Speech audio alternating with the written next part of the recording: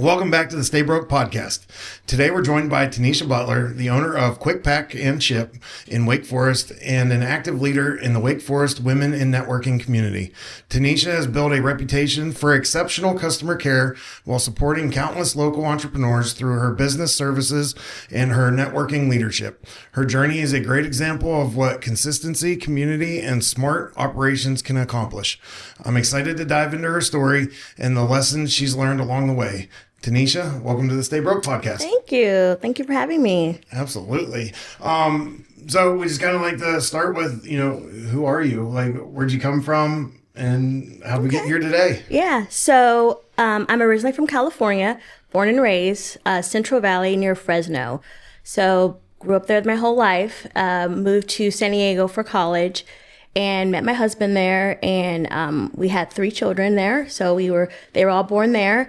But his family's from here, so he's from the East Coast. So we just thought this would be a better place to raise our kids, our boys. We have 3 of them.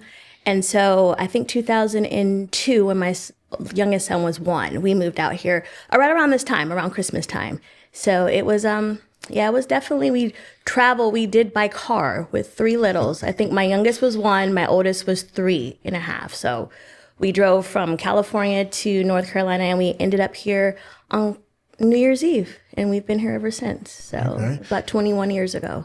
What were you doing in California? Were you working, raising the boys? What were you doing? Mostly raising the boys. So I had the kids very young, got married at 20, and had my oldest son right after that. So little stair steps. So I was a stay-at-home mom when we moved here, but I always kind of wanted to do something on my own. I did go to college, so I was at San Diego State. So I majored in organizational management and human resources. So originally I wanted to be a lawyer, but kind of pivoted and went to the administrative route. So I did stop school at that time, and then I came back here. And I think when my oldest son was 10 or 11, I went back and finished my degree here in North Carolina. So Did you stick with the same degree? I did. Okay. I did. So organizational management, human resources, and then I also have a certificate from UNC Chapel Hill in technical project management, which is what I did in corporate project management. Yeah.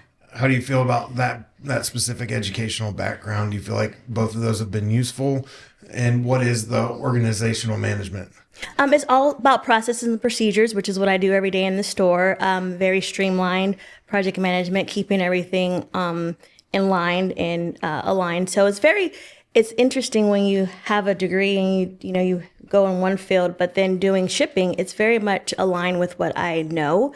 Also have a huge customer service background. My first job was at McDonald's. So I've done everything from waitressing to working in fast food, which obviously my business is very heavily customer service as well. So the two very much align. So, but the project management is really where the operations and the strategy comes from as far as all the requirements with shipping and packing and things like that. That's kind of where that kind of aligns with my background. So kind of a good fit, surprisingly. Yeah. Well, that's why we talk about, we grew up in the age of you have to go to college, you have to get a degree. And now society's really shifted away from that. It has. But there's still, they have all these come learn to be an entrepreneur programs and stuff like that. That's a bunch of nonsense to me. But there's a lot of programs that you can go into that will have big benefits. For me, it was psychology. Anything with an HR background is huge. Organizational business classes. There's so much stuff that you can take that do transition into whatever industry you decide to get into. And I think HR is one of those for sure. Right. Because peoples and processes, you're going to find that anywhere you go. There's always a process, and everywhere you go, there's people. So you can't get away from those two. Even at McDonald's, they have a system of how you do things. And then you got to work with the customer that's mad that you forgot their, sweet and sour sauce, which is me. So, so it's like all those things combined really make it. And to your point, people think, oh, you have to have a degree. But your degree is actually life, because if you work with people and you've ever had to follow orders and that's a process. So, I think people over dramatize. You have to have a degree, you have to have all these things. You just have to have life experience. Now, education is very important. I'm a huge advocate of education. But my husband, he was in the Marine Corps, and he went into IT, and he was making 6 figures, in the 90s, meanwhile, I have all this college debt, and I had to go back and get my degree. So, that really opened my eyes to the fact that, what, skills are the most important. Education is helpful, but the skill part is really what's going to set you apart. That's great. So you said you started out in the corporate world? Right. Yeah. So when we moved here, again, I went back to get my degree, and then I started as an administrative coordinator for a project management company, software, here in Raleigh. It's Yardi, and so they're actually based out of Goleta, California, but they had a huge office pre-COVID in Briar Creek area. So I started as the admin and then transitioned into the client services side. And then I found myself, after I got my degree and finished that, I moved into more of a project management role. So that's what I did for about 10 years. Okay. How'd you like the corporate world? That's one thing that I don't have experience in is the corporate world. My wife works in it, but how was it for you? It was okay. I don't mind it, because obviously, having the steady consistency of the processes and procedures and things like that. And you really learn how to work with leadership. The higher you go up, you have to kind of pivot in terms of how you talk to people, how you relate to people. So that was very beneficial. But at the end of the day, it was okay, but I always wanted, the thing I didn't like about it is the whole point of, you got to clock in 9 to 5 and, all the things. It's very, very rigid. And then when you start to move up the corporate ladder, it can get very political, It's like you have one person who has a ton of skills, but then you have this other person that for whatever reason, they seem to be able to move ahead, and it can get very cliquey sometimes, and that's the thing I did not like about it. I didn't like how you weren't really always merited on your work ethic. Sometimes it was a lot of other things that came into play that I was not fond of, so. Yeah. And I say I don't have corporate experience, but your husband can attest to this. I was in the military, and there's nothing more corporate than that. Right, it's all right. the same stuff Yeah. through it, but it is different. What made did you stay there and then transition to small business, or what? How'd we move from corporate to where we're at now? Yeah, well, during COVID, a lot of things obviously changed. So we were going in the office every single day, and then COVID kind of completely changed, the landscape. And so everybody went remote. And had always, Randy, wanted to be an entrepreneur. I always had that spirit. I mean, when the kids were little, I made gift baskets. I've dabbled in everything, graphic design, I learned how to print stuff, so I've had a lot of little dibbles, and I even tried to make candles at one point, which I was pretty good at, but it always kind of went back to focusing on the kids and things like that. And then, the 9 to 5, that really limited my flexibility.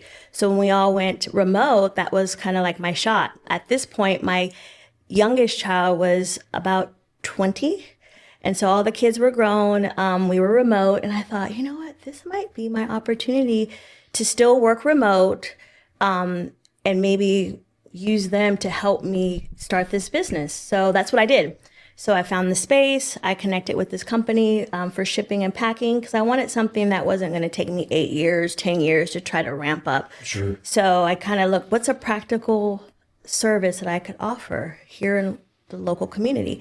And so I did some research, found this business model where you can do the shipping and you all can do printing and all these things. So I thought, I think I should try that.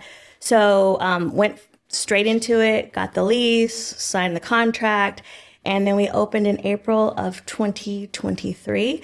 And with my kids. So the kids went with the training with me. My oldest son's my daughter-in-law actually works with me, but my 2 younger sons, they work the front end along with my daughter-in-law, and then I kind of do the back end as far as doing things like this and networking and things like that. But it was really my opportunity to step out, because I'm like, I had the support. My staff is my children, so that was helpful. I had the corporate job did give me the financial backing to be able to do that at the time. So I went all in.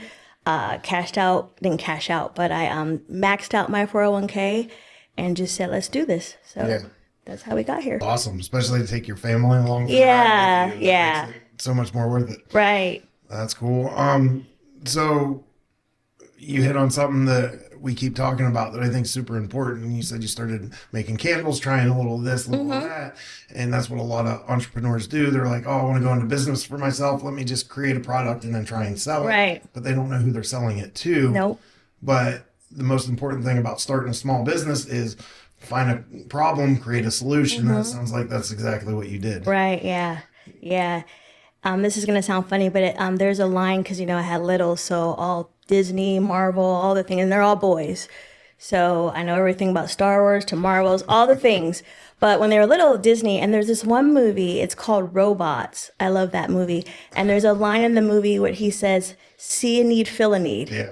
And that's kind of, how I approached it. It's like, what's a need that I could fill here in the community that's practical, that's helpful, that's sustainable, because their shipping is never going to go away, So that was kind of like my Disney moment, so to speak.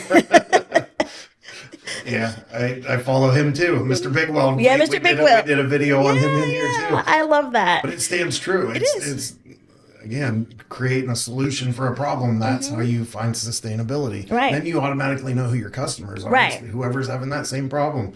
Now you know who to market to. That's how we built our utility company, and that's what, whenever, I went through 2008, lost a business, did some different stuff, and decided, all right, I want to start another business, but I'm going to do it different. Right. And I don't want to be just another framer, or another flooring guy, or another, there's so many of those. Right. What are we missing? What's that need? And we were able to find that and build off of it, which was awesome. And that created the most sustainable business we've ever made. So right.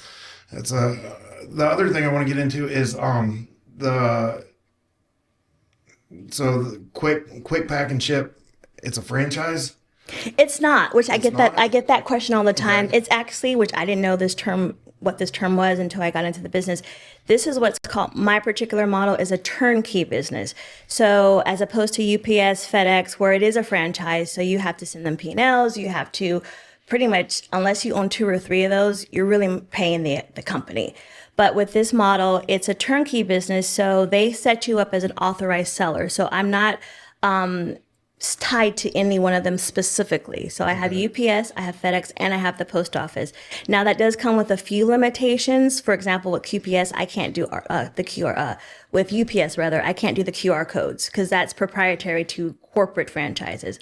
But I can do labels, and for FedEx, I can do QR codes. But what sets it apart is, one, I can do multiple carriers, and number 2 is how it worked is I paid the deposit. They set me up with all the vendors, helped me connect with UPS, FedEx, the post office. Everything that's in my store was paid for as part of the agreement. And they come in and they do a week training, which I did with my children. And then once they leave, they give you the keys. And that's why it's called turnkey, because the whole goal is like when they're done, you're ready to start business that day. And so they gave me the keys, and then everything's set up and ready for you to start doing business. And there's no yearly fees. There's no franchise restrictions. I can do whatever I want in the store. So if I want to open a little gift shop, if I want to do anything I want to do, it is now my independent business that I have flexibility to do, which is really, really what attracted me to this business. Now it comes with some offsets. Again, I don't have the branding that UPS has, the FedEx. But to me, it's worth it because I have the flexibility to be my own business owner and then to add services as the community needs. So, and to keep your money. And to keep my money, that part, keep my money. So, yeah, so I thought it was a great opportunity. And yeah, I think it's working, because I get to offer customers more than one option. And because with UPS stores and FedEx stores, you can't even sell gum without their approval. So it's very, very restrictive. And they're very, very heavy on marketing and what you can and can't do. And that's not why I want to be in business. That's basically, I might as well go back to corporate, you know? So, yeah. That's a hard thing. That's what people don't realize about franchises is that you're tied to their marketing. And if they're based out of, say, randomly Oklahoma, and they're marketing to their main, market in their area, you get that same marketing here, and it might not land here. Right. And there's not a lot you can do about that. Right. You just have to kind of ride it out. So, no, that sounds like a much better business model. So I guess they're making their money just off that initial deposit set up, and then they're out of the picture pretty much. Right, they're out of the picture. The great thing is there's a lot of independent ones that I have found. So there's a network of us that all have this same business model. So we meet once a month, and we kind of share ideas and tips. But it's great because Everybody's so different. Like one store might have a gift shop that doing really well. Another one might be really heavily involved in printing. So it's a lot of different variety. So there's no competition. Everyone just shares their knowledge freely and kind of says, this is what works for me. This is what doesn't work. So it's really nice. So I think this was the best fit for me personally. So what made you, or like, how'd you pick what area you wanted to set up in, and what made you decide that we needed this business here? Well, I've been here, like I said, we moved here in 2002 when my youngest was 1. We initially landed in Henderson because that's where family was. But we slowly started, Wake Forest was just, I think the Target had just come out. So it was still very, community-based, very small community. But we just loved it here. So we moved to Wake Forest in 2008. And we've been here ever since. So this has always been considered my home, right. Our community. My kids went to elementary, middle school, high school. They all graduated from Heritage High School. So this was always, the area that I wanted to be in just because it's my community. And I've just met a lot of good people here. And again, shipping is never going to go away. So when I was thinking of a business that would be sustainable but also helpful, I thought, because there's the post office in Wake Forest. There's different ones. But I thought, this might be a good fit for this community. So yeah, and that's what I was wondering. I know there's some other pack ship places just within a few miles of here. How do you decide what area you were going to set up in without like saturating, and you felt comfortable that there was still more of a need than was being delivered? I originally was going to go right across the street to Raleigh. And that did not pan out. And so then the shop where I'm at now opened up.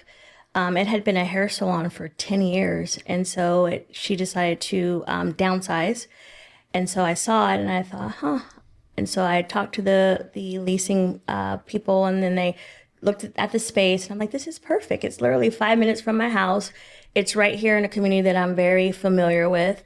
And it was, I think one of the requirements is they don't have a lot, but one of the things is you can't be right on top of each other. So the nearest one was, I think, 5 or 6 miles away. So it was like right on the cusp.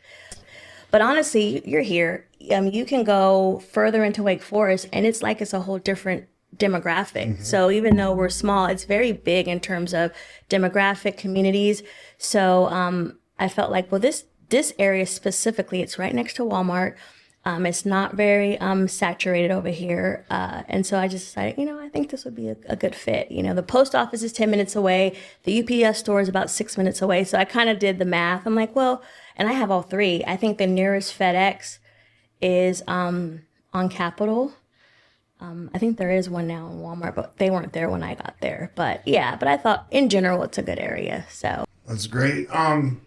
So did it with the turnkey model? Was it pretty much you guys hit the ground running, took off right away? Right. Did you have any hurdles to overcome in the beginning? Yeah, we took off running, but we didn't get very far.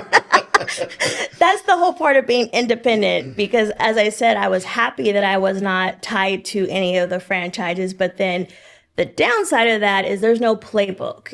There is no national marketing for, my business. So I was sitting there about 3 weeks in, and I'm next to Walmart. They can't miss me. They miss me. They just kept driving on by. And so I said, okay. So that's when I really had to really hone in on networking. So that was my biggest challenge, is that because I was the independent of that set the limitation of, I got to get out there and let people know I'm there. I made the mistake of thinking, because I have a brick and mortar, I'm right next to Walmart, little side street. But people didn't know I was there. Yeah. And so that's slowly changing. But that was my biggest hurdle is, and then I didn't do my due diligence as far as this community specifically. There are ordinances as far as signage and things you can do. So I ran into that challenge. I invested about $1,000 worth of, signage around the neighborhood, thinking, they'll drive it. And about 3 weeks later, I got a nice little note saying, you can't do that here in town of Wake Forest. So I had to, figure out another one, which I didn't have a backup plan. And so that's kind of where I had to really reset to figure out, okay, how am I going to get people to know that we're here, so. Yeah, that's a good lesson to learn. I've done it myself. Yeah. You know, you're like, "Oh, it's just a sign, even A-frame signs, whatever." And it's like, next thing you know, it's disappearing. It's and gone. you're getting fines. Yeah. Yeah. So I found that good sign marketing companies in your local area, if you go to them and say, "Hey, do you have experience working with this township?" Then you find somebody that does, and they'll handle all of that Right. for you. But going into it, most people don't know that. You don't know what you don't know. Yeah, you don't know what you don't know. They always say location, location, location. So I picked the great location. It's next to Walmart, a side road that people travel. I did all the research, thousands of cars every day. You're right off of Capitol. It's like, this is a no brainer.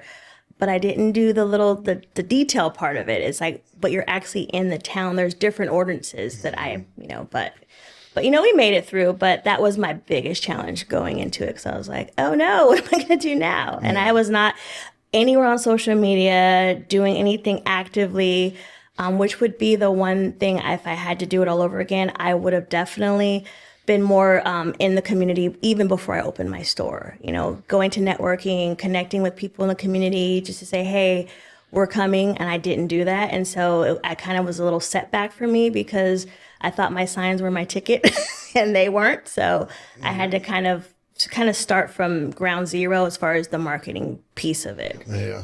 I think that's where a lot of small businesses make their first big mistake, is thinking that the public is going to pay attention to what's going on around them. Because most people don't. They don't. They can drive by it 1,000 times and they'll be like, oh, where's it at? And that's just, and you're in a weird area too, as far as like businesses. There's certain businesses that come in and just crush it right where you're at. And there's other ones, like specific buildings, that just turn over. Yeah. And nothing can sustain there. And it's so weird. And knowing those kind of things, it's kind of hard to, put your finger on those before you move into an area right. like that. So, yeah, you gave us a good segue into networking and community. And this is a big part of why we brought you in today. Yeah. How did you start to network, or like, how did that process go from there? Did you start in the social media or start going to networking groups? Like, how did you get your marketing going? Yeah. Well, it's still a work in progress, but my first dive into it was out of, necessity and survival. Cause, like I said, it was probably 3 to 4 weeks, like no one was coming in. I'm like, this is not sustainable. Like, where are the people? So I literally was sitting in my shop on a Saturday, and I just started Googling, Wake Forest networking, and so a couple popped up that I joined. One of them was Women in Networking. And then there was another one, a B&I group, I think. And so and the B&I group was at the time meeting at Pat Murnay's, which was right around the corner.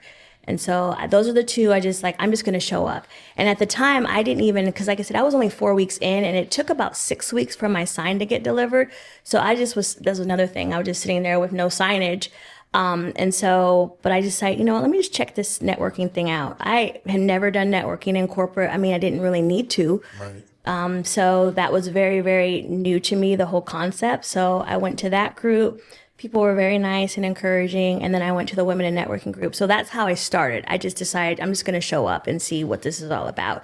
So I ended up joining those two groups. And then those were the two I kind of focused on. And I started slowly dabbling into like chamber events, found out about the Wake Forest Chamber. So it was kind of a slow progression. The social media part came way later as in like this year. Okay. This year.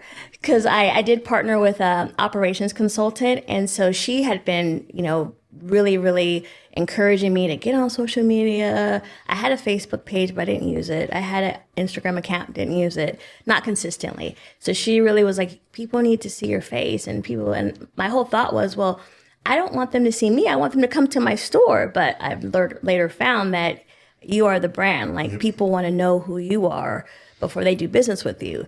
And so this year I really, really made a commitment to get on social media, get more active. So that's really just started to be part of my experience with the marketing, and it's working, but it takes time. So it's just a work in progress as far as the marketing piece of it, and specifically putting myself out there, not just focusing on my store, but actually getting out of the store and being part of the community and representing my brand, which is me. So, yeah, it's true, because if you have to go to, or if you have to pick UPS or Quick Pack and Ship, and you don't know anything about Quick Pack and Ship, you're going to go to UPS because you know the brand. You don't care who's behind it. Exactly. And then once you start to establish, like, oh, there's a person behind this brand over here. Let's go support them locally. It's a small business owner with their family. Like, now you have a story to tell. And now it's like, oh, there's a reason to go support them. So it's super important to get you and your family out there. Right. Yeah. How do you like working with your family? Has there been any challenges to that? It's something that, like, that's what I feel like our nation's been built off of, but we've got away from so much. Right. Yeah. I think it's great. Are they watching? So I love you all. No, honestly, it's been good. And who would have thought, because like I said, I had my children very young. I had my oldest when I was 20. So we pretty much grew up together, and of course all boys. And like I said, my oldest recently, about a year and a half ago, got married. So I inherited a daughter-in-law. And so, but it's actually been great because I actually was talking to a customer yesterday afternoon because I let my son go home early because of the weather. And so I decided to, I'll take the last part of the shift. So a customer came in. I hadn't met him before, but he was raving about how great they are because apparently he comes in all the time. But he just was complimenting them and just saying how great they take care of everybody. And it just really made my heart feel good because they take care of the business like I would, which I think that's something family, I won't say they always do, but typically there's more of an investment when it's a family thing as opposed to it's just a worker that really doesn't know your story because they see the struggles, they see the things behind the scenes that other people don't see. They see me every single day get up and do it, and they know there's nothing that I'm asking them to do that I wouldn't do or haven't already done. So I think there's a different dynamic with that. So, we have our challenges, obviously, when you're working with people in general, but also people that are your family. There could be some, little tips here and there. But overall, I think it's a good fit for me and also to see them grow in their own specific skills, because there's things that they can do that I don't know how to do. Right. And so leaning on them and giving them that opportunity to shine as well and taking their lead in some areas, I think that sets a precedence for them too in whatever they decide to do moving forward, Yeah. Do you find them talking about, like, are they invested enough that you find them talking about, like, oh, when it's my store, or are they really invested into the business? Not to that point, because they're all kind of young, but they definitely push me in terms of, because they're younger. My youngest son is pretty much the videographer, so he's always giving me tips about what I should do. I always check, like, is this a good video? Does this look all right? Doesn't look corny, does it? And he's like, no, or he'll tell me, you're doing too much, Mom. So, but they're very open and honest. They all give me feedback as far as stuff that they think could be better or things I should maybe consider adding. And so it's really helpful. They haven't really got to the point where they want to own it. And I'm okay with that. It's like if they don't want to own it, that's fine. But they own it while they're there, which is to me the most important thing. When they're there, they treat it like I would treat it, so. Yeah. So the two networking groups that you're talking about, they're structured a little bit different than a lot of networking groups. There's different types of networking groups. What I found as I started to get involved in it, there's some that are like really focused on community service. There's some that are very project based. And those ones are like, it's just a lot of small business owners coming together and just doing stuff in the community together, but not actually doing business stuff together. Right, and there's other ones like BNI and the women's networking group where you're required to show up every week. You have things that you have to do. You're actually put in situations where you're supporting each other. Like, it's a very different networking experience. Do you want to speak on that a little bit in your experience with this? Yeah, so absolutely. So that was one thing. Everybody has kind of their own flow as far as there's some that are very, like they call, I learned all the new terms, like there's open networking where, they just do it once a month and you go and you kind of exchange business cards. But then there's more like women in networking where it's weekly. There's a commitment, there's an investment, they have certain requirements as far as how many business builders and connecting really to get you more invested in connecting with other business owners. And it's kind of whatever the vibe is as far as what you're looking for. I think for me, the two being in women in networking and at the time, the BNI group, it was the best thing for me being very brand new to business, because the structure helped me, because it's like, this is every week. I should be meeting with somebody. I should be attending. So it kind of gave me a nice little runway, not knowing anything about networking.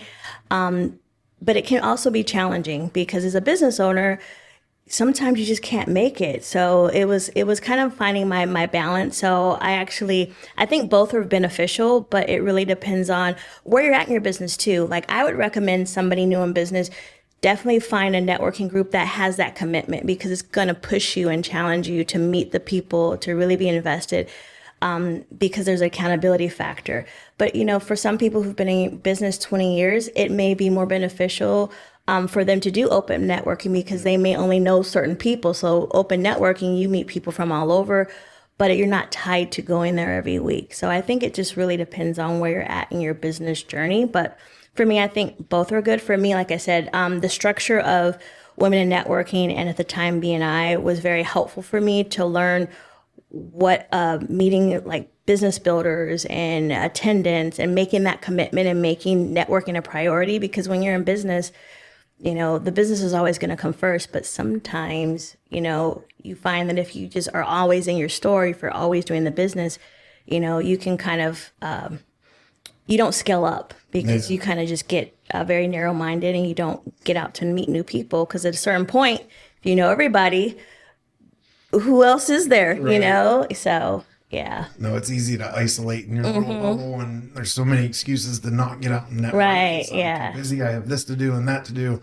And that's where I think, like you said, for a new business owner just starting out, those types of networks are so much better for them, I believe, opposed to the ones that are more community based. And I only say that because you get so much more out of those weekly meetings than you do showing up to a monthly ribbon cutting, open a new business, or feeling pressured to go to these events where you're not really getting anything from it. And there's a certain point where, like, yes, it's important to give back to your community and do all these things, but if you can't take care of yourself first, there's not going to be a later where you get to be involved in your community. Right, absolutely. And I do think, to your point, is another thing I found, again, not knowing a lot about networking, is when I started going to those specific ones, the Women in Networking, and then B&I, when I would go to those open events, a lot of times they would be there. People already knew. And so then they would introduce me to somebody. So it was kind of a trickle effect, as opposed to me just going blindly in and not knowing anybody. I think there's a value in having at least 1 to 2 committed groups that you're part of. Because you'll find that when you go to these open networking events, the ribbon cuttings and things, it's nice to see a familiar face, and that person might know someone you don't know. And then you can then it's worth your time to go, because you're not just kind of just shooting, at the wall and just passing out cards, blindly. You have a connection with this person, and they know your business, so they're going to speak on your behalf. And so that's what I've found. So I think definitely having a core foundation group is good. And then kind of going into just the open networking, because most likely you'll know somebody there if you have a committed group that you're going to. Because there's a big business community here in Wake Forest, and you start to see same faces and familiar faces as you go, and it kind of gives you that confidence to meet a different person and things, as opposed to just going out blindly on your own. So yeah. And I think it's important to set expectations going into any networking group, because I feel like some business owners are like, they're struggling, they're just starting out, and they're like, what do I do? And everybody starts talking about the women's group or the chamber or whatever, and they think that, okay, if I just go pay this few $100s, then it's a magic button, everybody's just going to start using me. But that's not how it works, right? It takes time, and like you said, it's the familiar faces showing up at events. There's a lot of, we have a large small business community, but it's very small and tight still. So everybody knows everybody, and it's because of those links. But I feel like you have to go in and you have to work whatever network you're a part of, and it's going to take time before you start to see results from that. Has that been your experience? Absolutely. It is, because again, the more people you not just meet, but you actually connect with, you actually find common ground, you actually figure out, how can you be a resource to me? How can I be a resource to you? It's kind of like and I learned that in the networking group. It's all about the giving factor. Is you give to get. So you don't go and it's like, this is what I can do for you. It's like, let me learn about your business. How can I support you? Who do I know that you might need to know, and vice versa? And that's the power of building that community. And that's when the business comes. It's not about going and just giving your card to every person you can, that doesn't work. People do business. It's very cliche, but it's true. They know, like, and trust. If they don't, they know you, but they don't like you, or they like you, but they don't really know enough about what you do that they can speak on your behalf. And then of course they have to trust that what you're offering them, that you're consistent, that you are actually going to do what you say you're going to do. And that's over time, so yeah. It's building relationships. It really is, Yeah. And then also knowing your limitations and knowing where you're at. Nobody knows where you're at in your business journey better than you do. Mm-hmm. So don't let people pressure you into taking on roles that you don't have time to do and stretching yourself even more thin. But you decided to take on a new role this year, or starting next year, right? Yeah. So let's talk about that. Tell us what role you're taking on and what group you're with, and then kind of what led you to deciding to do that. Next year I will be the president of the Women in Networking, the Wake Forest Chamber. So that's going to be an honor, and a little nervous about it. But again, they were one of the first groups I joined, and they were very welcoming. And to be 100% transparent, it's a women in networking group. So I was a little apprehensive. One, I'm not a girly girl. Number two is I raised all boys, a whole house full of males. So I was a little nervous about the whole all women's situation, but going in there, the women were very encouraging, welcoming. They've been some of my biggest supporters in my business. So definitely felt a sisterhood and definitely a connection. Very powerful women. And on average, we have about 20 to 25 every morning. We meet at 8 o'clock in the morning at a coffee shop. So very committed women, very passionate about their business, and really help each other. And so I joined back when I started my business. And last year, the lady that was the membership coordinator, she stepped away. And so they asked me, hey, would you like to just be on the membership as a membership coordinator? I said, sure, because I feel like if I found value, it's, I should give back. So I decided to take on that role. And it's a 2-year term. So I came in the last year. So I thought, okay, I did my year, I'm good. Well, they're switching out, and they had asked a couple of different ladies. We were actually together in a meeting and just kind of going back and forth with like who we thought would be a good fit. And I just recommended some people. Well, the person we recommended, she's already had a previous commitment. So she said I wouldn't be able to do it going into the year. So I was just like, oh, darn, I wonder what we're going to do. And then our current president pulled me to the side the next meeting, and she said, hey, I have a proposition for you. I think you'd be great to take on that spot. And I was like, and before I could actually think of it, I said, you know what? Sure. And then I thought, did I really just say yes? But actually, when I settled with it, and she said, well, you can think about it. But when I did think about it, I was like, no. I mean, I found so much value in this group. The women have always supported me. And I thought, yes, I think I would be willing to do that and take that role. So I'm excited about it. So I think it's going to be a good opportunity again for me to help other women too that come in, because I love the group. And so I found a lot of value in seeing each other support one another. And it's given me a different heart for what business is all about. It's really just connecting with people and helping see each other grow, and being able to support each other in the good times and the bad times. So yeah, I'm looking forward to it. Awesome. Congratulations. Thank you. I hope you're enjoying the podcast so far.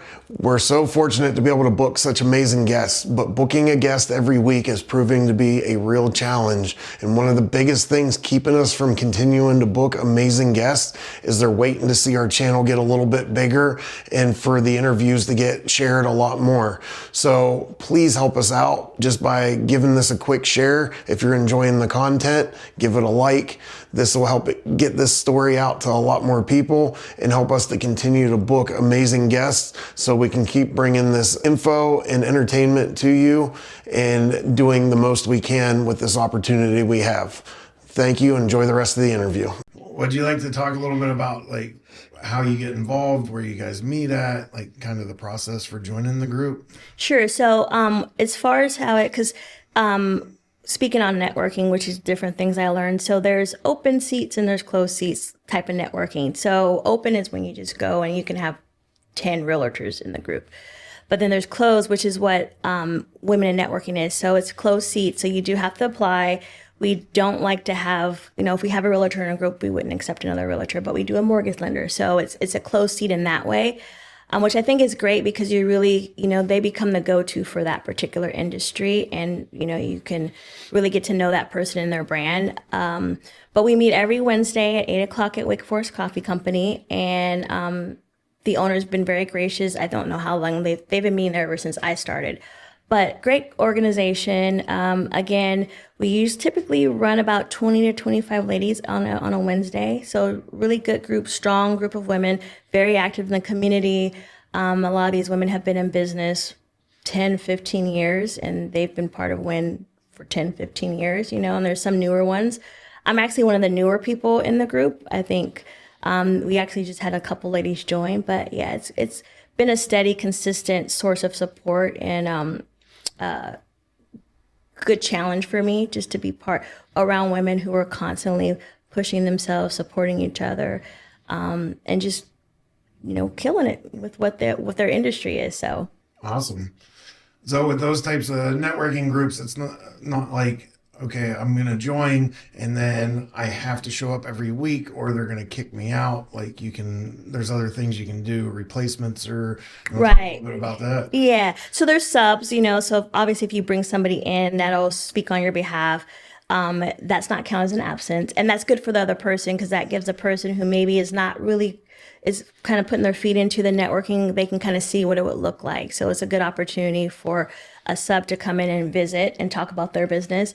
We're pretty flexible. I know some groups are very, very strict, which is why I actually had to step down from one of the groups because it was very, very rigid, But ours, when Women in Networking, is pretty flexible. Again, if you have a sub, it doesn't count as an absence. We do allow leave of absence if, something happens where you need to step away for, I think, 60 days.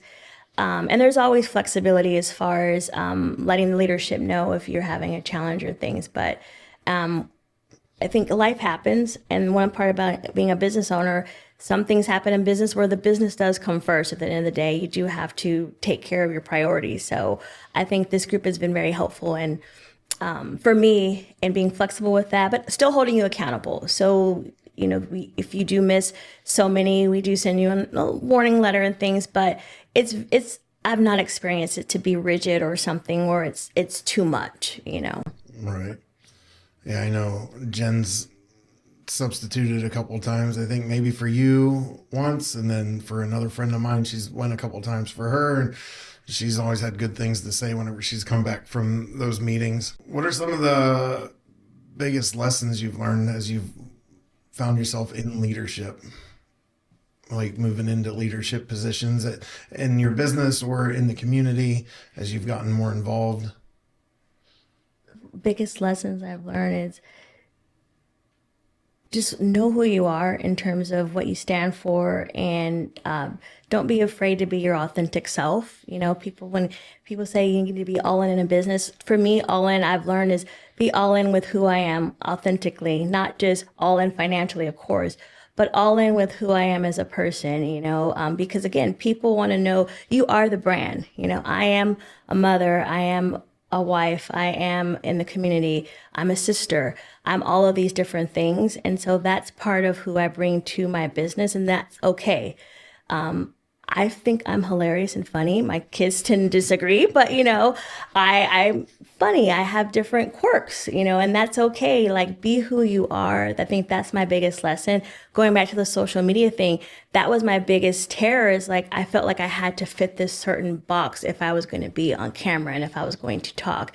What if I said something that people didn't like, or what if people don't like my personality, all these different things, but that's who I am at the end of the day. And so I had to get past that in terms of you bring all of yourself to your business. That means your personality, that means your perspective on life, your experiences. You have to bring all that in, and you can't be ashamed of that or be afraid to be authentic to who you are, because people resonate with authenticity more than they resonate, with you coming in with this perfect package, because we all know that's not true anyways. And it goes back to know, like, and trust. People don't trust that you have it all together because no one does, so that's my biggest lesson, is just be who you are. Even with my children, they've seen me, crash out and they're like, Mom, it's fine, it's okay, but I don't try to pretend like everything's fine all the time, and I think that helps them. I think that helped them take ownership, because they're like, Mom really needs our help. Mom has not got it all together. And I think in general, I think that's a lesson that I've tried to take in my business with when I relate to people, is be authentic, Yeah. What do you wish that like your customers or the public could see or know about you as a small business owner that you don't think they see? How much I really do care about what I do and care about helping others. It's just shipping on the surface, but to me, it's much more than that.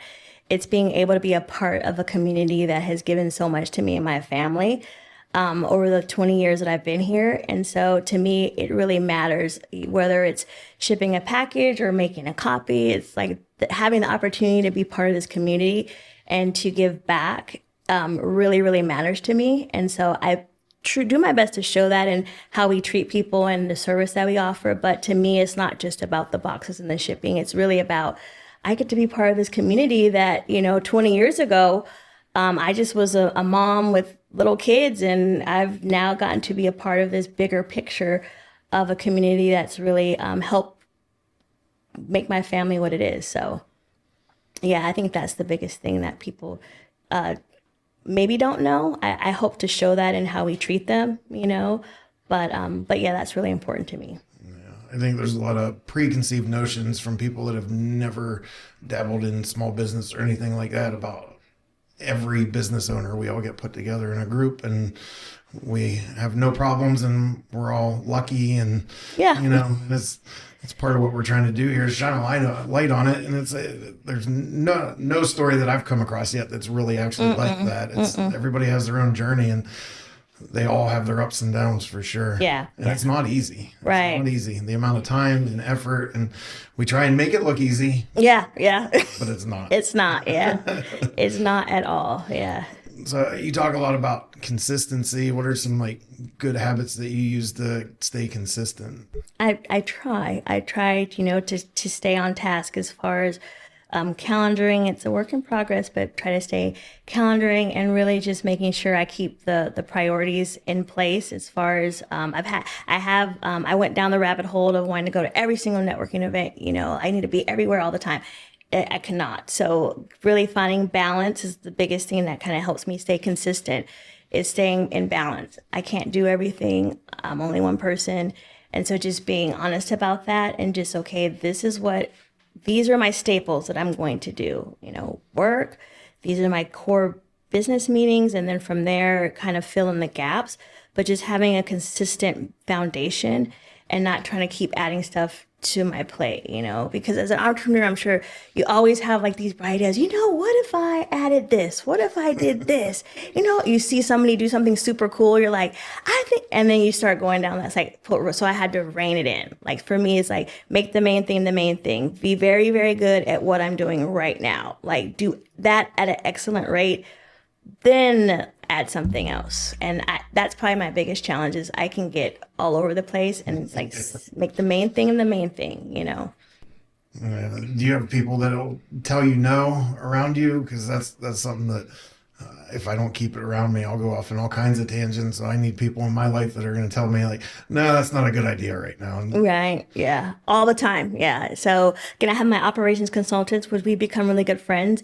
So she's strategy. So she's like, we can put a pin in that. Or we can talk about that. Sure. Let's talk about it. But cause me, I'm like, let's do it. I'm researching how can I add this. And so it's like, think about it. Do you have the capacity? That's a big word I've learned over the last 3 years. Do you have the capacity for that? And I'm like, of course I do. But reality is, no, I really don't. Can you afford to add something else at the risk of what you're already trying to build, and having those conversations with people and surrounding myself with people that can speak that to me and I listen. That's the key. Listen to them.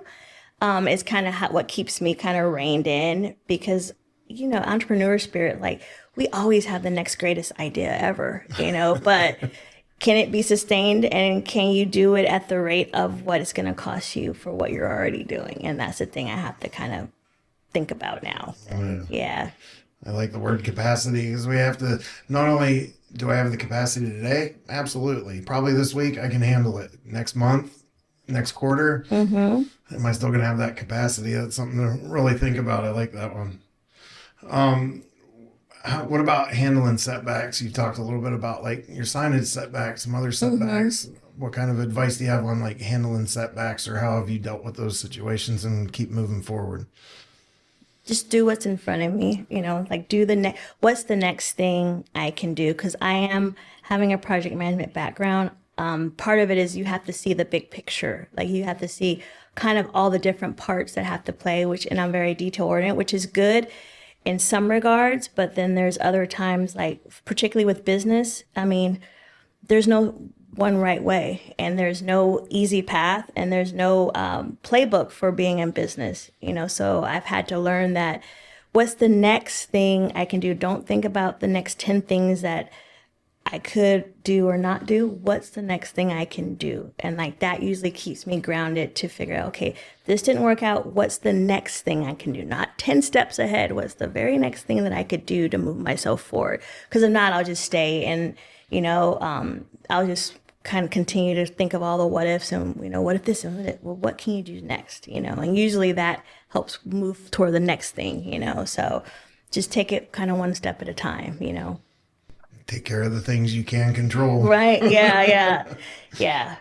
I'd like to talk a little bit about you using an operations consultant or a business consultant. I feel like there's this stigma that like to justify hiring somebody else to come into my business, that I need to be making millions of dollars a year. I need to be doing all these things. Otherwise, I can't afford it. It's not going to be worth it.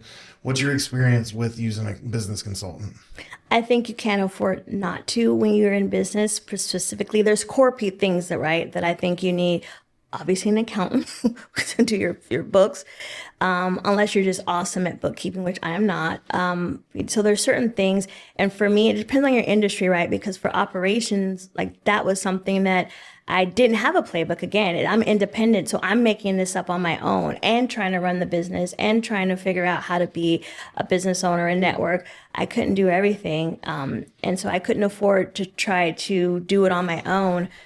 Because I needed operations, I needed processes and procedures and how to keep things flowing. Because if not, that's the core of my business is having a process in place when something goes wrong with shipping or the different things or who are the contacts, all the things that go specifically into my industry.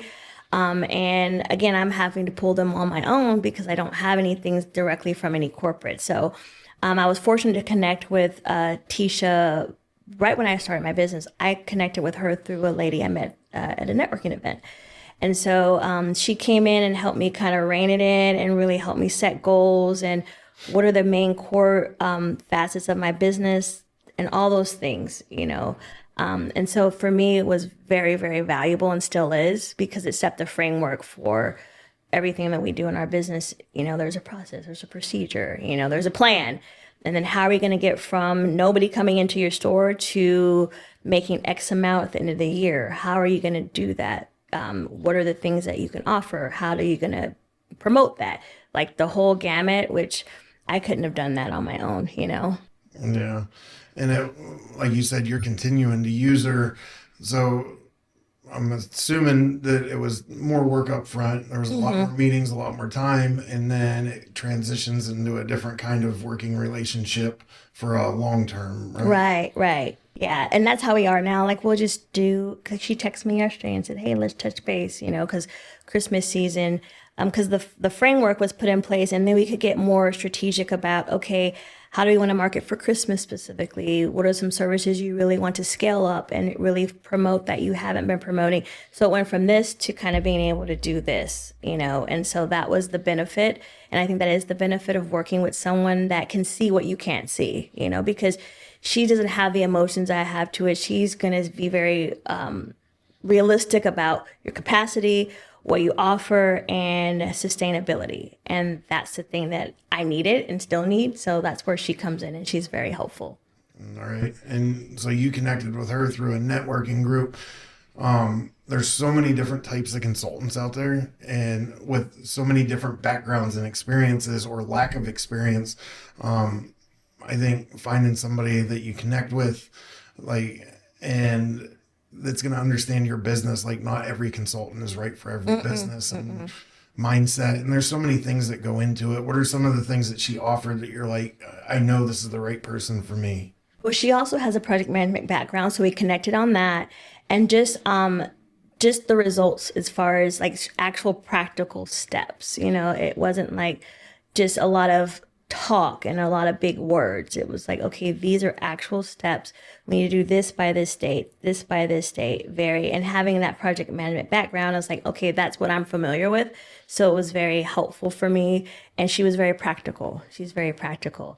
And to your point, it is very, very important that you know who you're working with, because particularly as a new business owner, I thought people say I'm a financial consultant. What does that really mean? You really have to know what is it that I need that you can specifically help me. And if it's not practical, then I would be cautious, because I did fall into that trap. I hired a financial consultant, because again, I didn't really have a background in how do you get to the point where if I need to get a business loan, or how do I position myself to have, good business credit and be able to have more opportunities, later on in business.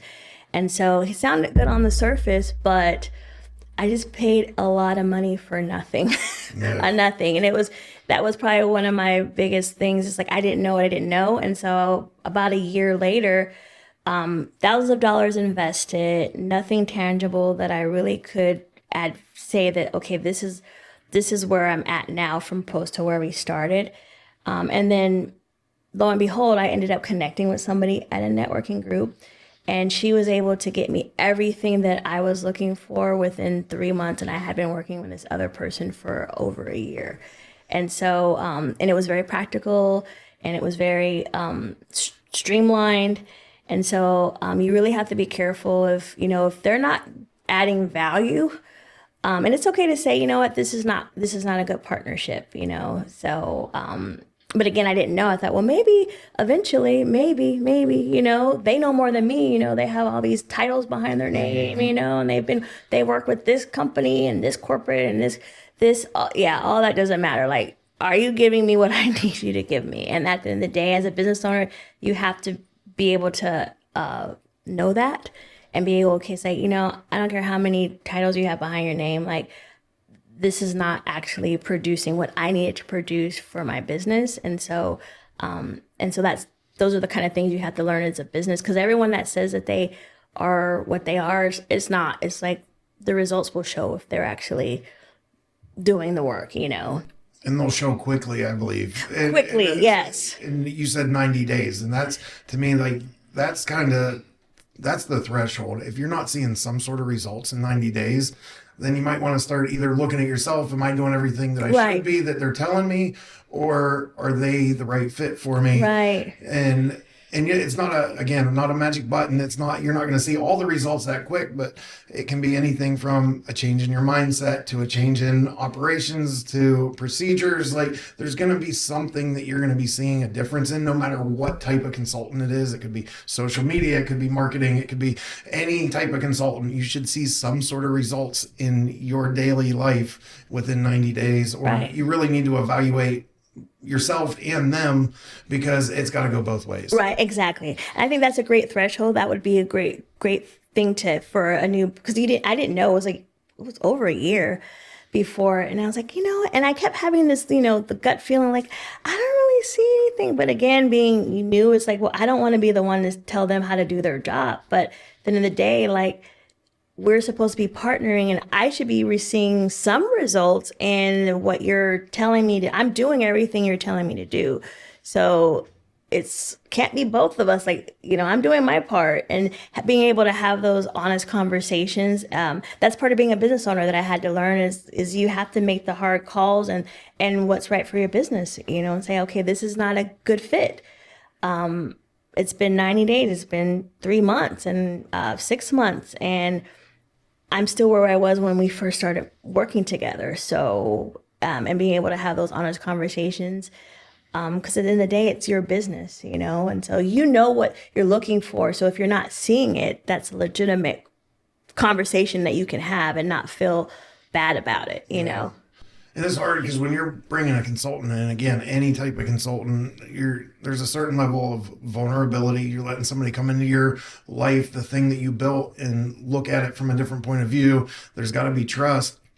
But you just said it, like the biggest thing is honesty. And it's self-honesty, self-reflection. Am I doing everything that I can be doing to make sure that, my side's clean? Okay, it is. Now let's look at this. But I think a lot of people, I always say, you can lie to everybody else. I can lie to my family. I can lie to my friends. I can lie to my coworkers, but I can't lie to myself. Right. I have to go to bed with me every night, and I have to be honest with myself. That's the only way that I survive. Right. Yeah.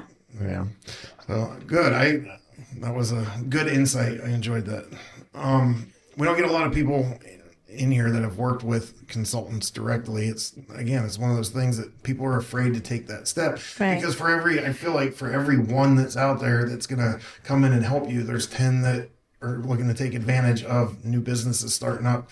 And that's where networking comes into play. Is now somebody can go to you and say, oh, you've had luck with them personally, know them, you have a relationship with them. Now it's easier to lean on them. So that's really, really good insight.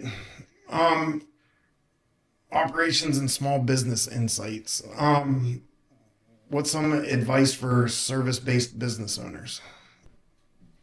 Know your service like the back of your hand. Know your service. You should be able to talk about your service immediately. If someone says, oh, what services do you offer? Because I've had that. I've had to hone that.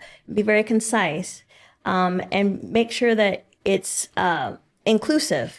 Sometimes people get they focus on, they think, okay, what's going to get me the most business, most revenue, but you really don't know that, because obviously shipping, I thought going in, okay, that's going to be, now that's the main thing that I do, but I've actually started to grow. And so I always talked about shipping. And then as I started getting more into the community and realizing, okay, well, actually, they're like, oh, do you do copies? And I'm like, well, yeah.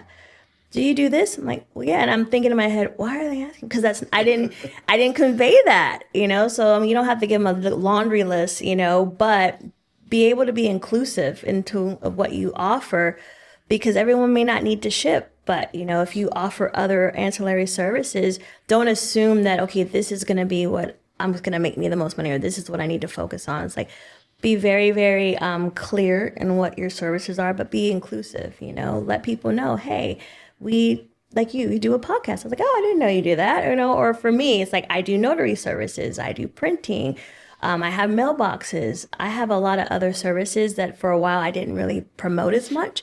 And turns out those were just as much revenue builders, and people were like, oh, remember that I need a notary service, and I hate going to the bank or whatever their issue is, or, oh, I need business cards. You do business cards? Yeah, so making sure that your services, you're very clear on what you do, and tell people about them, those are like one of the biggest for small businesses and industry services. Make sure you're inclusive in what you're talking about, because you never know what somebody might need, a service that you don't think is a big deal, but they might be like, oh, I always need a notary, oh, who would have thought, Yeah. How's your battery before we get into the closing? You good? Okay. Yeah. Cool. All right. What about for you, especially with your background? How about systems and tools and the evolution of those? What, I guess, are you looking forward to AI at all? Are you starting to implement AI? Do you see any changes in your industry coming with it? And what tools do you use now to stay organized, keep operating? Yeah. Systems and tools. I have my primary, the software we use in the shipping side is pretty, that's what it came with. As far as personal, as far as administrative and operational tools, really just keep it simple, the KISS phrase, like just keep it simple. I think you can get too caught up into like CRM systems and this and that, and then that becomes a whole nother job in itself. So I definitely utilize ChatGPT, but it's only as good as you are. So it's like I don't rely on it. But if I'm just having, again, a brain dump, I'll just throw it in there and just to give me ideas, just to kind of get me going in terms of how to format something or emails, things like that, very generic things. But in general, I mean, I'm pretty, like I say, I keep it pretty simple. I have Outlook, Gmail, but calendar, things like that. But I don't really say that I have any like tools that I'm necessarily tied to, just the basics in terms of using tools. Just because, again, there's always a new tool out there and then you got to learn it and things. But I am trying to get better with, if anything, more of the social media tools in terms of, Facebook and things like that. Some of the things that help streamline so that I don't have to be on there every single day. I can, schedule my post. I can do things. So I'm more in that range as far as tools I use. It's more been lately for the social media, just because I've found that that's really where I need to kind of get a little bit stronger in. Because I mean, we've had our store for 3 years and the model is the model. We're excellent. Like, we know the job. We've been doing it for 3 years. It's just getting more visibility in terms of what we do. And that's more of like where I'm focusing my energy in terms of the business. So the tools that I use lately have been for that mostly, Social media is a tricky one, especially because, it's the only opportunity we've ever had for free marketing. We can market ourselves as much as we want, but the flip side of that, people don't realize how much time it takes to really do social media until you're really doing social media. All the different platforms and all the different videos and trying to be seen. It's just, it's an uphill battle. Yeah. And how much time it takes. Oh my gosh. I did a 30-second little promo video for a Christmas holiday pop-up shop that I just recently had. Randy, it took me 2.5 hours to make a 45-second video because we had to film it and then I kept messing up and then we had to cut it. It was like, it came out great, but it took so much time and effort. I'm like, I don't know how people do this all the time. So it's definitely, I have much more respect than I did before for influencers or people who are very good on social media, because it's very, very, it's free, like to your point, but it's not freeing your time and your effort. It takes a lot of, and you got to be consistent, because one of the things is once you start and you go build that momentum, you kind of have to keep it steady, and that can be a task in and of itself. So yeah, it's hard. Yeah. Well, it's the same with the podcast world, and that's what we're seeing. And it took a while to make the commitment to actually do that first episode, because I knew once we did that first episode, I expected myself to do one episode every week, and I knew the obligation that was going to be. But I'm seeing these other podcasters that, like, now that we're in this space, it's like, oh, everybody's had a podcast, right? And once you lose that consistency and seeing people trying to come back, they're like, well, I had good followers, and now that I took a break and I'm coming back, I can't get anybody to follow me. So it's like that across all social media. You lose that little bit of consistency, and it's like that trust is just taken away. They're like, oh, I'm not going to waste my time following them, because they're just going to go away again. Just going to leave, It goes back to the know, like, and trust factor. When people actually invest in you and you just kind of disappear, they I don't know, this is something. Yeah, that's why I've been very, very cautious again to be consistent and make sure, okay, I may not be able to do one every day, but 2 or 3 a week, because I did it for a little bit when we first started, and I was all the time. And then I looked at my last post before I started again earlier this year. I think it was the end of 2023. I hadn't posted in forever. And so I didn't realize it had been such a gap of time. And so I really, really had to make a commitment. Okay, be consistent. If you're going to do this, you don't have to do it every day, but it needs to be consistent enough that people begin to actually engage with you. Because if you're just going to do it, hard and fast for a month and then disappear, you're never going to gain traction. And people, because I've had that happen where I follow somebody and I really start getting into their content and then they just disappear, and so again, people want to connect with you, and you're building relationships even in that space as well. So Yeah. And it's like we talked about earlier, knowing your limitations. Can you stay consistent with it? Are you putting too much on your plate? Because, you go online, you look at the big influencers that are in the business space, and they're like, you have to post 3 shorts a day. You have to do this. You have to do that. That's fair enough if your goal is to become a content creator right. full time and hopefully be able to start making money off of it, monetize it. But if you're a small business that's using it as a marketing tool with no anticipation of ever making money off of it, you don't need 3 shorts a day plus Right. 1 or 2 long videos a day, plus this, plus that. And it's like knowing what you'll actually be able to sustain. And then it's easier to add stuff on as you go, opposed to getting overwhelmed and stopping everything for a while. You're like, I can't keep up with this, and just quitting. And it's like, it has so much more of an adverse effect. What about the future? What's the future looking like for you? I know you're still early on, you're still in year 3, so you're a lot of focus on now, but everybody has goals. What kind of goals do you have with your business? Honestly, just I really am looking forward to starting to expand. Obviously, I have the store and things, but really begin to utilize my space at my store to host other businesses, whether that be in a vendor capacity, because I do have space. Because there's so many other small businesses out there and I am fortunate to have an actual brick and mortar space. And so I've met a lot of men and women who they have small businesses and things, and they'll say like, I was thinking about getting, a store. And I was like, don't do it. I mean, unless you really have a really strong, I said, I would. So meeting people like that, where they want more exposure and they think, well, you have a actual physical building, they assume that that's like the cream of the crop. And it's like, there's a cost to pay with that. So it's like, unless you're really, really ready for that, I would recommend maybe finding other avenues to promote your products. So like for me, I have a store area in the front, and I've been looking to utilize that for maybe small vendors who would like to showcase their products. So I have some things in my store right now. Also to host events, like we just did the holiday pop-up. So I had 3 people come out, and we had a great time.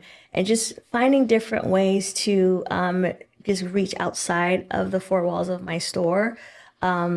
And one, it brings visibility for my store, but it also helps me connect with other businesses and partnerships with them to kind of give them their opportunity to kind of get out there, with a little bit of partnership from me, because it's hard just to start your own business, and there's so many different avenues you can go. So having someone to support and to be willing to help is kind of where I see myself going, As far as the actual business itself, we're starting to ramp up on our printing services. Again, shipping is our main thing, but starting to get into more printing opportunities with small businesses that I've met.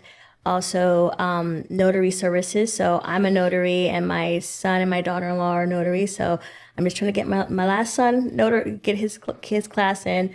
So everybody on staff will be able to do notaries, which has actually picked up. So really trying to push more of my ancillary services is more of probably the push going forward, because the shipping is pretty solid. So that's kind of where I'm looking to grow next year, in the next couple of years, is really kind of make it a full service and have those services more consistently in terms of offering it to the community. So yeah.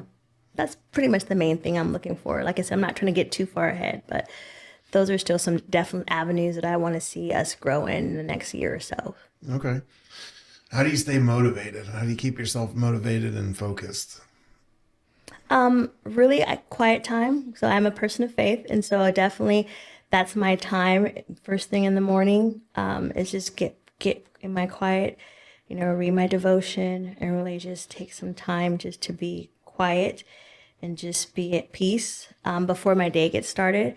And also just surrounding myself with positive people, people that I meet in the community or other business owners is very helpful, because it's a different type of journey when you're in your business for yourself. So having people like that get it, that you can have open conversation with, man, we had a really rough day, because you can't tell that to everybody because, but some people, they get it, you're like things happen, particularly from a business aspect.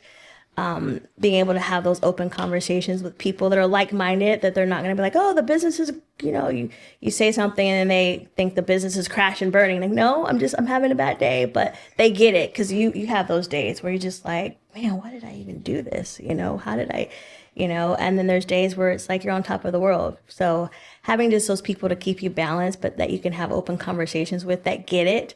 Because even some family members, they don't get what it's like to be in business. Like, why are you doing that? You could be doing X, Y, Z. Why are you putting yourself through all this? But unless you have that heart to do it, it's kind of hard to explain it to other people.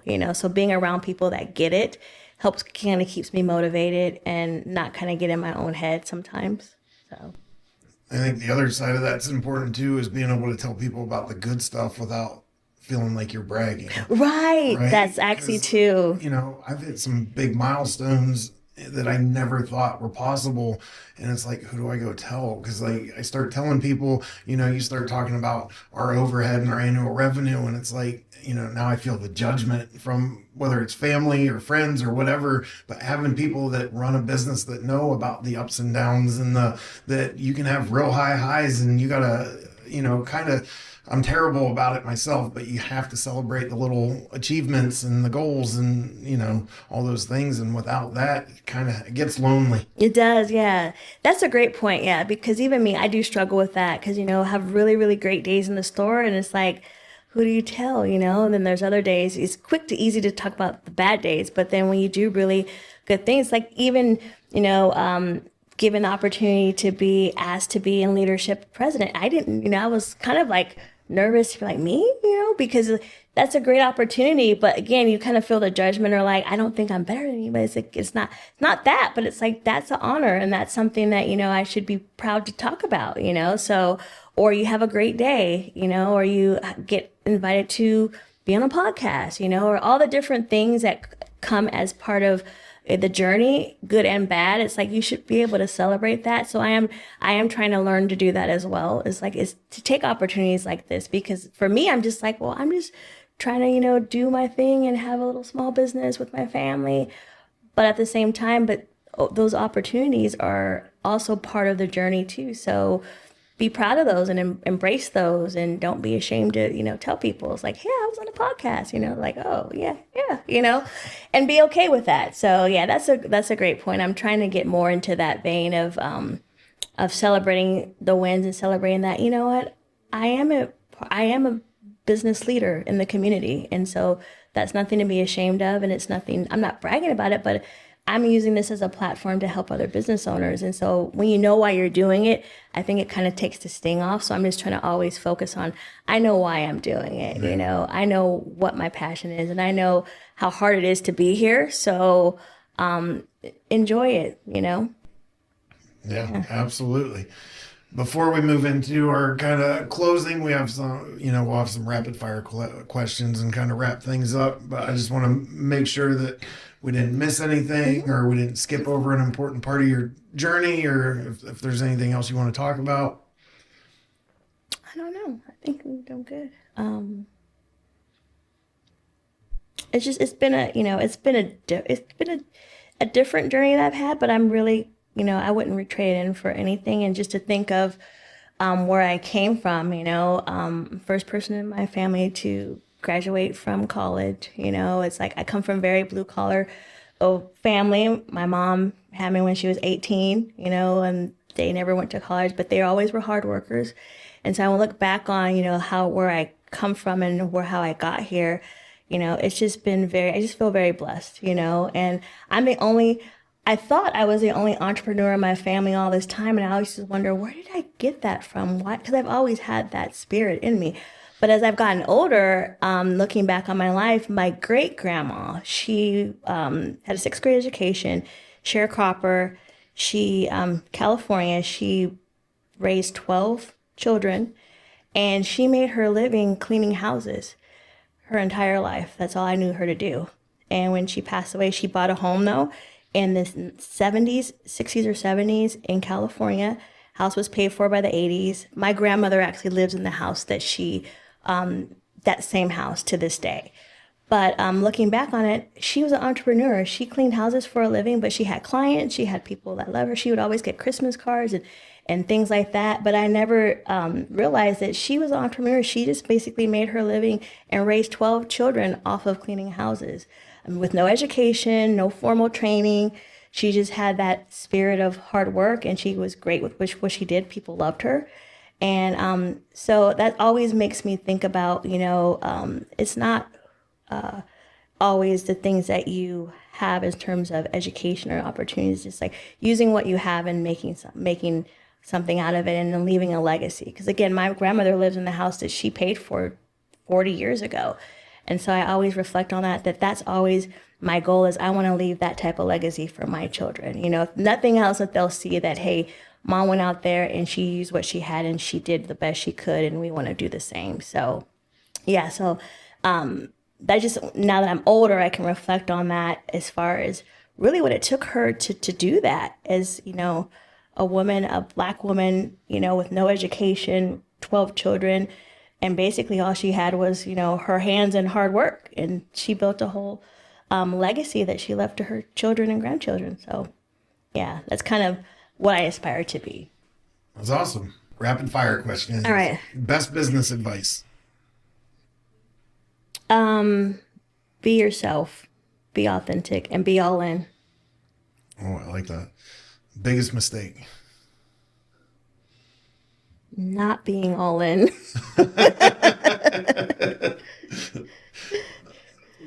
Favorite local business besides yours?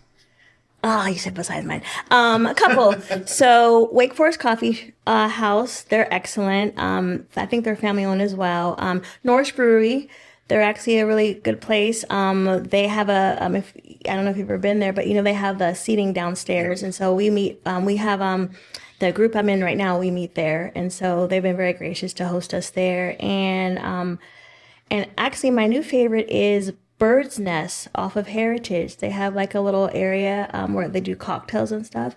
So the owner actually hosted a Women in Business Alliance event for Halloween. So some of the ladies from the chamber went, and it was very nice. They were very gracious. So that's become my new favorite too.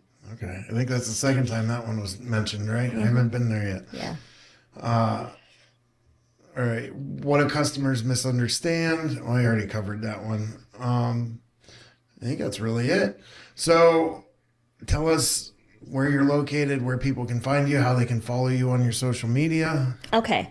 So we are located right next to Walmart. So a little side shopping center. There's a Sally's Beauty Supply. There's the Mexican, I always mess up the name. I think it's Tilaki Paki on the Hill, but we're in that shopping center. And so Monday through Friday, or we're there from 9 to 6, Saturdays 9 to 1. But yeah, again, we do FedEx, UPS, the post office, and plus we do printing services, notary services. So that's where people can find us. So. What about social media? Oh, social media. Qwik Pack and Ship Wake Forest is the Facebook page. So please like and follow. And then QPS Wake Point is my Instagram page. And it's an E at the end of point. So QPS Wake Point is our Instagram page. So right now, those are the two platforms I primarily am on right now. So, and I have been better about posting, like recently I posted about our holiday pop-up shop and just some of the things that we're doing in the store for the Christmas holiday. So, yeah.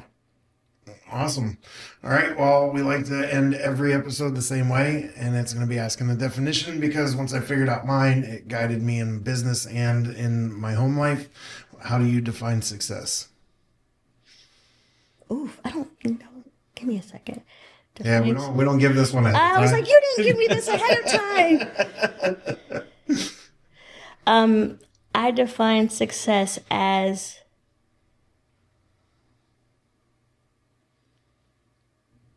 making an impact in people's lives. To me, that's successful. I like it. Yeah.